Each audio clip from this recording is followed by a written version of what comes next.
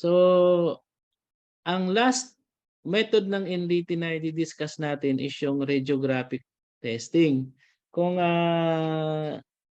yun doon sa mga ano, sa mga bago kasi sa mga kasi ang part kasi ng sa mga lalo sa mga engineering ano sa mga contractor, syempre ang mga site diyan, yung mga engineer minsan may mga bago, minsan umaalis na yung iba. So, hindi sila ganoon ka lalong-lalo na yung nasa ano sa may purchasing department sa ibang involved ng project na hindi ganoon doon sa site naka-focus. Pero yung ibang mga engineers naman natin diyan ay alam na rin nila 'to. So, kumbaga, may idea na sila sa NDT kung ano-ano yung mga NDT. Dito lang sa atin at least nagkaroon tayo ng gusto naming i-emphasize doon sa inyo na ito yung pine-prepare ng isang contractor kung para maiwasan yung ano pagkakalito kung ano ba talaga yung mga nire-required. So, magkakaroon lahat ng idea para kung sakali umalis yung isang personnel doon sa side ninyo ay mai-relay naman ng ibang person kung ano yung dapat i-relay niya. So yung radiographic testing naman natin ano, same lang din halos ito ng medical na ginagamit yung yung X-ray. So radiographic kung ano yung ginagawa natin, yung pinaka principle doon, yung pinaka madaling intindihin kung ano yung ginagawa halimbawa tayo ang tao. Pag ina-X-ray tayo under ng X-ray, ano yan ikaw lang ang isasalang sa machine ano tapos may film sa likod, may source dito sa harap tapos expose ka ng certain seconds lang naman. Pero dito sa mga metal kasi makakapal to mas mataas ng source ang ginagamit natin. So gumagamit din tayo ng X-ray pero sa mga aircraft components karamihan dito sa mga industrial sa mga piping, sa mga pressure vessel tank, ang ginagamit natin dito is yung mga gamma rays. Katulad ng Iridium 192, Cobalt 60, ano yun, malalakas ng source na yon, yung mga natural resources na yon. So, ang principle naman ito, kung makikita nyo dito, meron tayo ditong source sa taas, tapos itong i-expose natin sa radiation ng isang specimen, tapos meron tayong film sa ilalim. So, yung film na yan, radiographic film na yan, yun yung magka-catch up ng image kung ano ang itsura ng specimen na ito.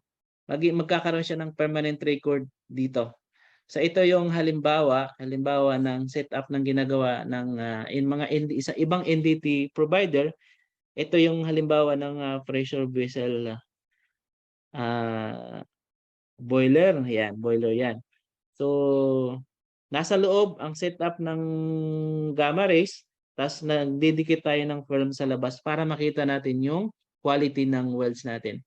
Ang pagkakaiba nitong isa, ang radiographic testing lahat nito galing sa surface hanggang ilalim, hanggang dulo, makikita natin ang image doon sa film. So halos lahat makikita natin dito. Meron siyang evidence doon sa film. Ito yung mga ibang advantage ng radiographic testing naman. Sabi natin kanina, yung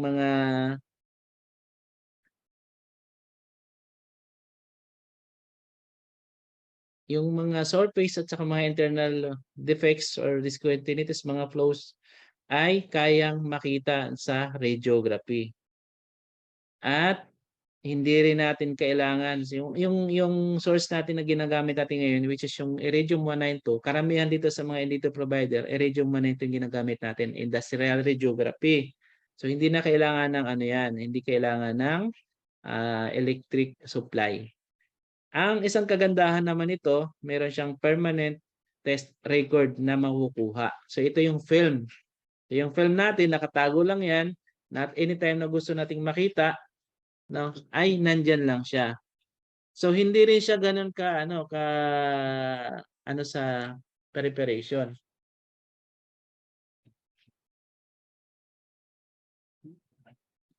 So hindi rin siya ganun sensitive sa preparation ng mga weld mains katulad ng dye penetrant, kailangan mo siyang linisin na linisin talaga. Dito kasi sa radiographic testing, since na nag-undergo na ng visual na okay naman siya, kahit meron siyang pintura, wag lang yung iba, yung mga cladding. Yung may pintura lang or ibang mga corrosion,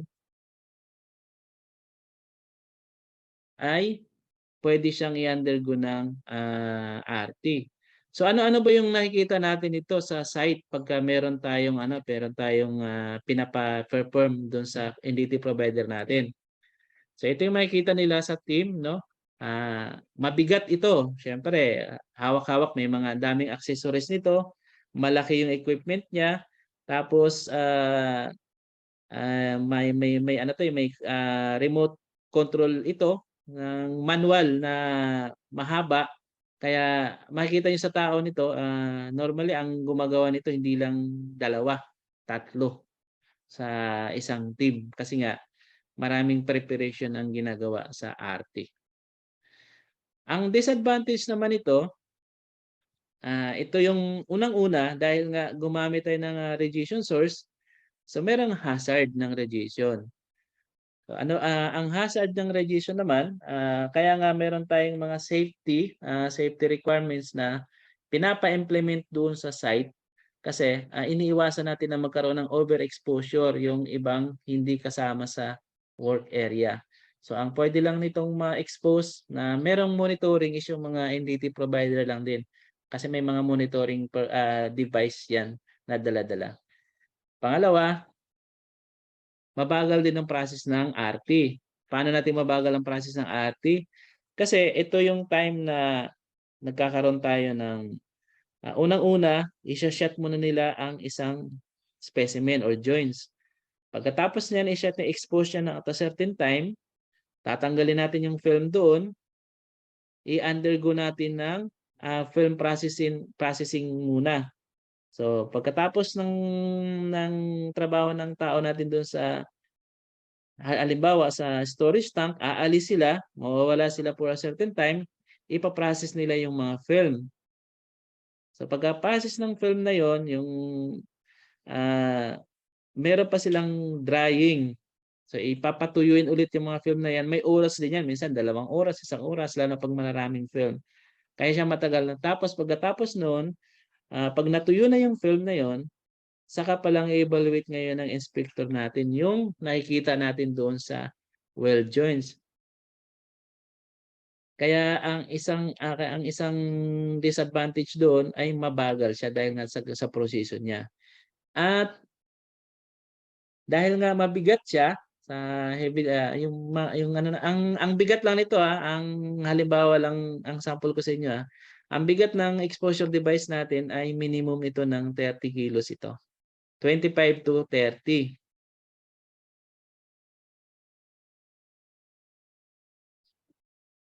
So medyo mabigat ang ano natin ang device natin.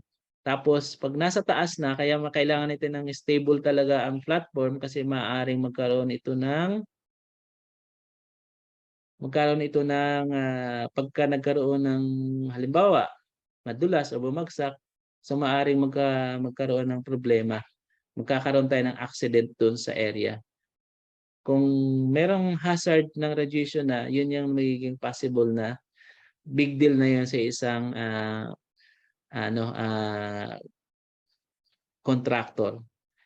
Tapos, isa pang disadvantage nito, ang operation ng isang planta or ng isang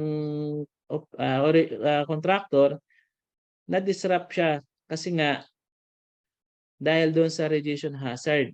So, ang nangyayari nito, stop operation habang kung gusto nila magpa-RT or yung iba naman, ang iba naman kasi, pinipili ng schedule namin dito ay during night time. Kasi pagkatapos ng working ng mga tao sa araw, ang nandoon na lang na maiwan, yung mga in-charge na lang na engineers or yung sino ba yung in-charge sa site, yung nakipag-coordinate sa team namin or sa mga team ng NDT provider. Tapos, ang nandoon lang sa area, yung mga authorized person lamang.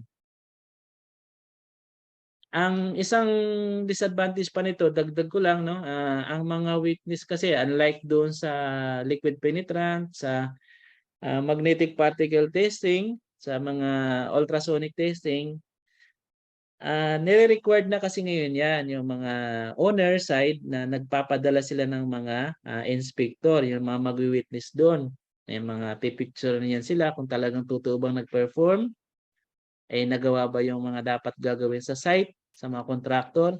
Meron yung mga evidence talaga na nagpapadala yung mga owner side or yung mga end user.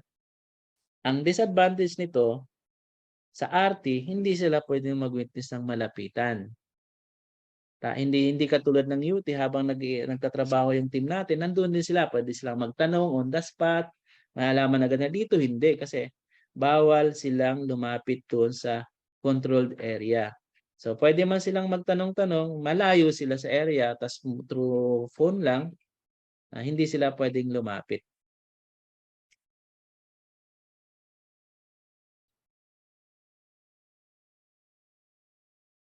So doon naman sa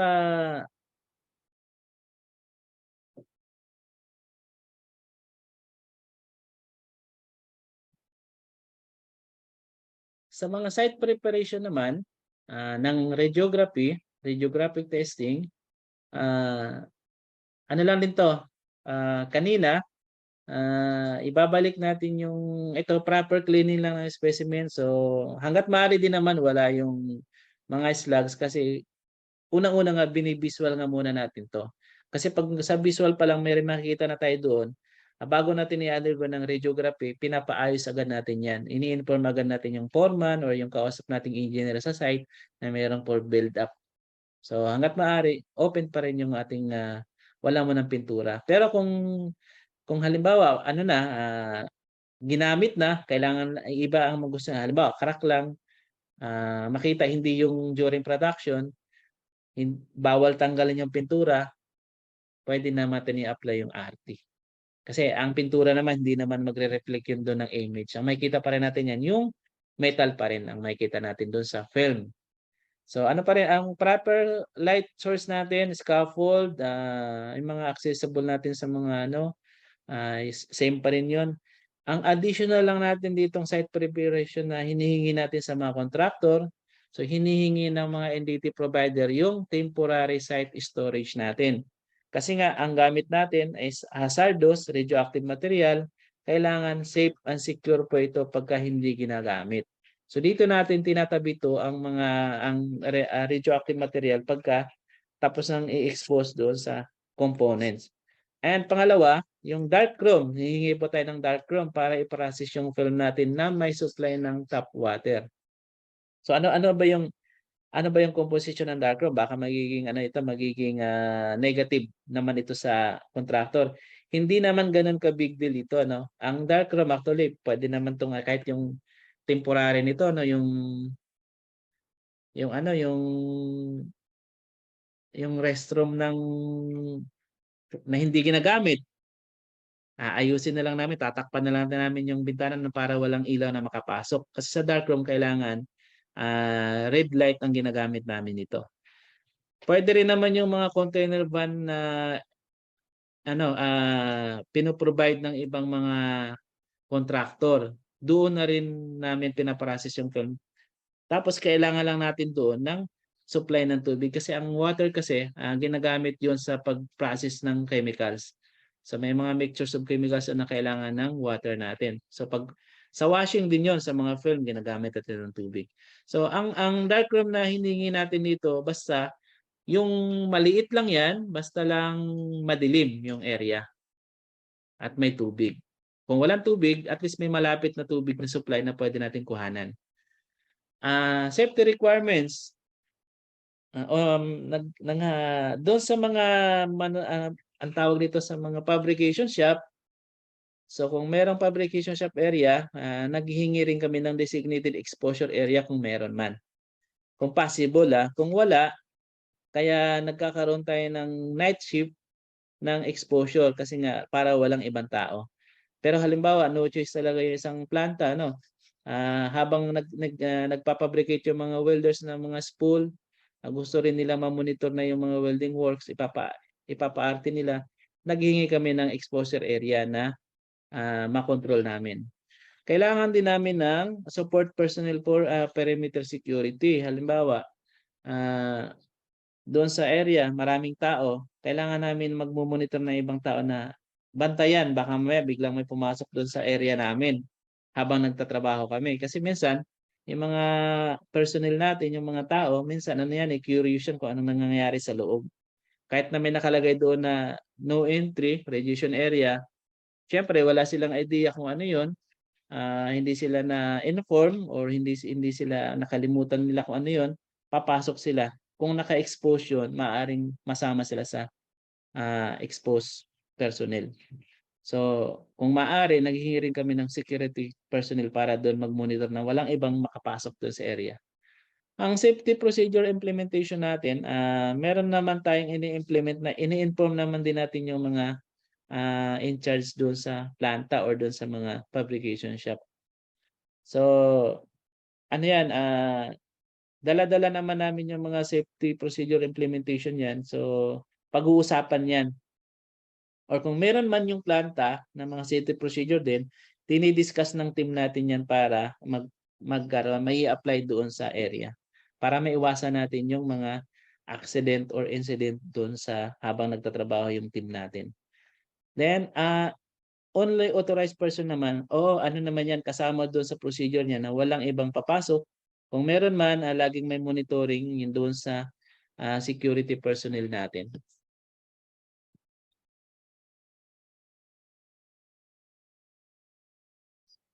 So yun, ang isang additional natin dito, no, ano ba ang requirement sa exposure ng RT? Gaano ba katagal?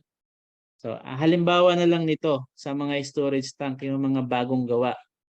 Pagka ina-RT natin yon, ang preparation ng team natin yon, halimbawa no, yung vertical tank, ang isang circumference pagka ini-expose natin yan, depende yan sa diameter.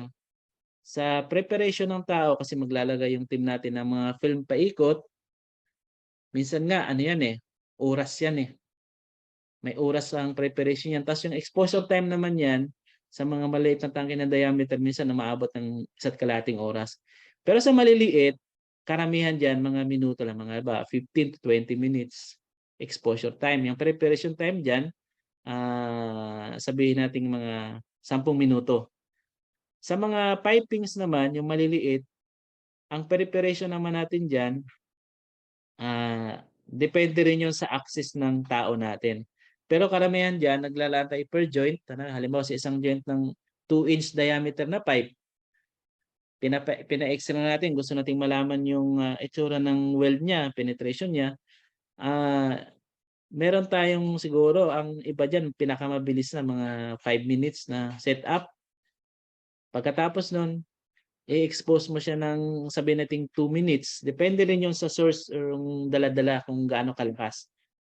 So meron pa rin mga waiting time doon, kaya nga nadadagdagan yung bagal ng radiographic natin. Tapos yung resulta nito, sabihin natin ngayon ka nag-inspection, ang result nito maaring bukas pa or pinaka-late na siguro mamayang gabi pag mabilis ma-process yung film. Okay, so yun yung last part ng NDT na madalas na-encounter natin dito. So, pupuntahan natin yung itong isang site preparation summary. I-discuss, parang ulitin lang natin to kasi ito yung mostly na na-encounter, common lang ito nangyayari. Hindi lang sa amin, kumbaga sa lahat ng NDT provider ng nagkakandak ng NDT rito sa atin. So ano ba yung mga site preparation na itong site preparation na to, ito yung diniscuss rin natin, ito parang isa-summarize lang natin siya para magiging aware yung lahat. Kumbaga hindi lang yung nasa part ng site, pati din yung nasa office, yung involved doon sa project na may alam, alam nila na ito pala yung kailangan ng NDT na yan. Hindi namin na-discuss yan, hindi namin alam yan. So at least ngayon pagka magkaroon tayo ng idea, mai-share din natin doon sa iba para pagka nagtawag man tayo ng NDT third party natin, ito na yung ipe-prepare natin sa site para hindi na sayang yung oras. Unang-una, yung mga components, yung mga well subject sa NDT, dapat wala siyang nabanggit natin kanina, pintura, yung primer, yung mga dust, corrosion, plaques, claddings, at saka obstructions. So ito yung unang tinitingnan ng inspector team natin, yung mga team natin doon, kung accessible ba yung area or malinis na ba. Ngayon, pagdating kasi ng team natin na pag hindi malinis, magtatawag ulit yan ng engineer, sir, hindi pa ito malinis, wala pang tanggal ang pintura. Yung iba nga, minsan hindi pa pala full weld. So, merong nangyaring ganun, hindi pa pala full weld. Ba't nagpapatis sir? Kasi akala namin full weld na, may nakaligtaan yung welder. So, kumbaga, meron ding responsibility doon yung in charge na i-check niya yung area.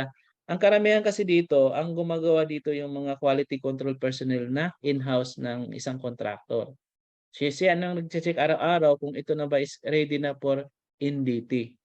Ngayon, yun ang isang nangyayari, nagkaroon ng misconception doon na akala nila yung NDT, yun na rin yung quality control nila. Hindi.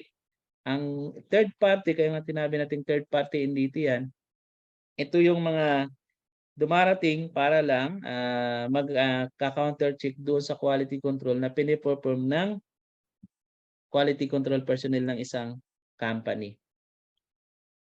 Ano pa ba ang iba-ibang kailangang i-prepare nila? No? So, siyempre yung mga joint ID at saka drawing kung meron, i-prepare na nila yon. Sa ventilation, kasi ang ventilation malaking factors po ito.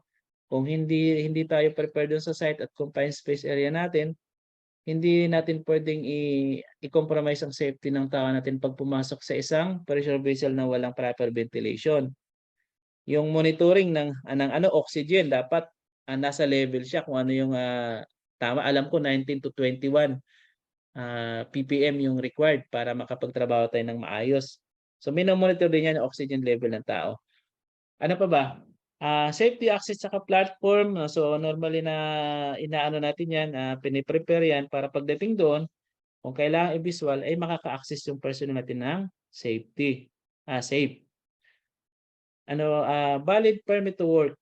So sa mga power plant or di kaya mga gas plant, itong valid permit to work or work permit ay napakahalaga kasi hindi po ina-allowed yung team natin hangga't walang documentation doon sa area. So kung ang valid permit to work na yan, habang nagtatrabaho yung team natin, kung saan lang sila naka-designate, doon lang din yon. So pipirma pa yan sila doon. Dito sa construction natin sa mga structural, hindi ganun ka, anong tawag doon, significant yung valid permit to kasi nga karamihan naman is included na doon sa manpower ng currently gumagawa doon sa site. So napapasama na rin.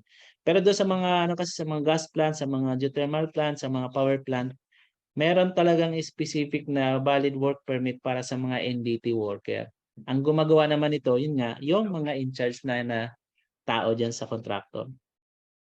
Doon sa mga hindi na access natin katulad ng mga working at heights, kung mayroong kailangang manlift, so ipo-provide na rin ng maaga para pagdating doon ay tuloy-tuloy na yung trabaho. Kasi meron din talaga tayong mga working at heights na walang mga makapitan ng mga full body harness. So kinakailangan nila ng isang heavy equipment or yung mga manlift na mag-operate.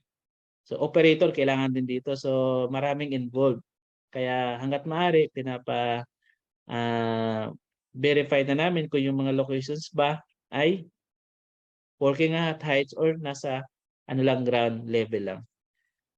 Safety officer naman po, kung may mga sites tayo kung nire-require ng safety officer, so ina-advance info na namin yung ating contractor kung required ba yan or kung hindi naman para hindi na kami mahirapan pagdating doon sa area. Isa ring hinihingi namin sana yung helper, yung assistance. Kasi halimbawa na lang nito, dumating yung team natin sa mga sites, katulad ng halimbawa, yung team kasi natin, i-inform ko lang, minsan kasi nagugulat tayo, no? Yung mga contractor, karamihan, nagugulat sa mga NDT provider. bakit yung NDT nyo ay isa lang ang dumating? Di ba team yan? So, maraming question ng gano'n. Kasi po, ang NDT kasi natin, team, kaya tinawag yung team yan kasi not necessary kung ilang tao ang dumating sa site yan. Pero ang buong grupo niyan, ang team na yan, nag-work na sa team from office, yung nakikipag-coordinate, yung ating operations manager, yung ating mga supervisor, hanggang doon sa worker, including doon sa mga laboratory team natin. So kaya sinasabi natin, ngayon pagdating doon sa halimbawa liquid penetrant, kaya naman i-perform ng isa. Halimbawa, pupuntahin natin, 3 joints lang naman yung request natin. Hindi naman natin pwedeng padala ng 3 tao din yan, di ba? So, minimize din natin yung kakayanan or yung mga joint preparation location ng isang. Ngayon, pag marami talaga, pwede tayong magpadala ng 2 team, 3 team pagka naka-prepare tayo ng ganun. So hinihingi natin yung mga helper assistance natin kasi nga yung area, hindi naman expert kami doon sa area, yung mga entity provider. Katulad nun, may tinuro kami, ang entity nagturo ng kulang sa linis. So doon papasok ngayon yung mga helper, yung mga assistance natin na ito paki linis ng maayos kasi nga hindi pwedeng gumalaw yung ating NDT inspector. Kasi pagdating doon sa cleaning procedure, ang cleaning preparation, pagka meron kasing mangyari doon at nagiging dahilan yun, baka may sisisihin pa yung NDT natin. So nagpo-provide talaga no ng assistance noon ng mga preparation yung ating contractor. Makakita halimbawa, kami yung NDT provider yung naglinis, accidentally na niya, na hampas niya ng malakas. Tapos yung nag-PT ngayon, nagkaroon ng indication.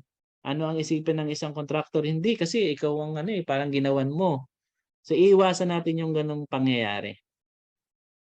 Okay, so yun lang yung isang concern natin sa preparation na sana maging prepared po ang ating mga contractor na hindi lahat ng mga responsibilities pagka nag-request tayo ng NDT ay sagot na lahat ng NDT provider.